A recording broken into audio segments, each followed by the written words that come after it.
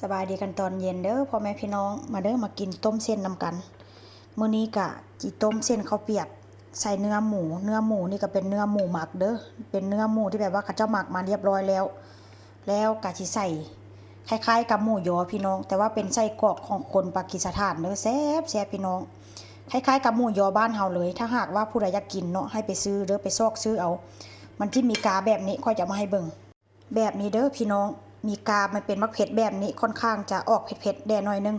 ถ้าหากว่าจะเอาแบบว่าบ่เผ็ดนะมันจะบ่มีมักเผ็ดอยู่นำเด้อแบบนี้เลยห้านแขกห้านปากีสถานพี่น้องหมู่เคยเอาให้กินเนาะแล้วก็กินแล้วก็ติดใจว่าเช่นซะมื้อนี้ก็จะมาต้มเส้นข้าวเปียกหรือว่าเส้นก๋วยจั๊บยวนพี่น้องใส่น้ำปลามื้อนี้ก็จิปรุงง่ายๆแบบนี้เลยซีอิ๊วขาวกาเด็กสมบูรณ์แล้วก็จะใส่เนื้อหมูที่ว่าเขาจะหมักนี่ลงไป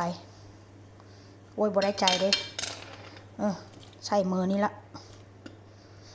แล้วก็จะใส่นี่ลงไปพี่น้องมันจะค่อยได้ฟีลคล้ายๆแบบว่ากินหมูยอเด้ว่าเส้นซะเห็นบ่แล้วก็จะใส่เกลือเด้อเกลือนี่ก็ประมาณซ้ำนี้เกลือนี่ก็ได้บ่ได้ใส่หลายแล้วอันนี้เป็นน้ำตาลค่อยก็จะปรุงบ่หลายเด้อพี่น้องปรุงแบบรสชาติแบบ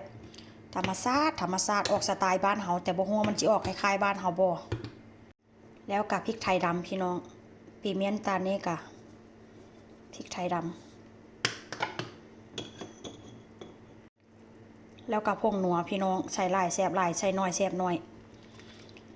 ห้ามใส่เกินขนาดเด้อถ้าใส่เกินขนาดกะจิล่นแล้วอันนี้ก็เป็นเส้นข้าวเปียกเด้อพี่น้องข้าวเปียกนี่ค่อยกะต้มแล้วเทน้ำทิมว่าเส้นซะเนาะเพราะว่าน้ำมันค่อนข้างจะเหม็นแปลงค่อยก็เลยแบบว่าประมาณลวกประมาณ5นาทีเนาะค่อยเอาอันลวกแล้วค่อยก็จะมาต้มอีกเทื่อนึงเพราะว่าอย่างสูตรนี้เพื่อว่าอันบ่ให้น้ำแป้งนะพี่น้องเวลาเรากินเนาะมันค่อนข้างจะแบบว่าอันน้ำเข้มข้นแล้วก็เป็นน้ำสีขาวๆนะบ่ค่อยมักปานใดว่าเส้นซะเพราะฉะนั้นแล้วค่อยก็เลยเอาไปลวกก่อนประมาณ5นาทีพี่น้องเพื่อว่าให้น้ำแป้งมันออกมันจิบ่ได้มีเหม็นปอกเหม็นแป้งว่าเส้นซะเนาะนี่ล่ะก็เลยเอาต้มแบบนี้เห็นบอกเวลามาต้มน้ำมันก็ค่อนข้างจะใสแต่ถ้าหากว่าเราแกะถุงออกแล้วเอามาต้มเลยนี่น้ำมันค่อนข้างจะเป็นแบบเป็นสีขาวๆเป็นเมียกนะพี่น้องก็บ่มากปานใดว่าเส้นซะเนาะนี่ล่ะต้มไปประมาณอีก5นาทีก็ถือว่าสิ้นสุดแล้วพี่น้องค่อยก็จะตั้งไฟไว้ประมาณ6นาที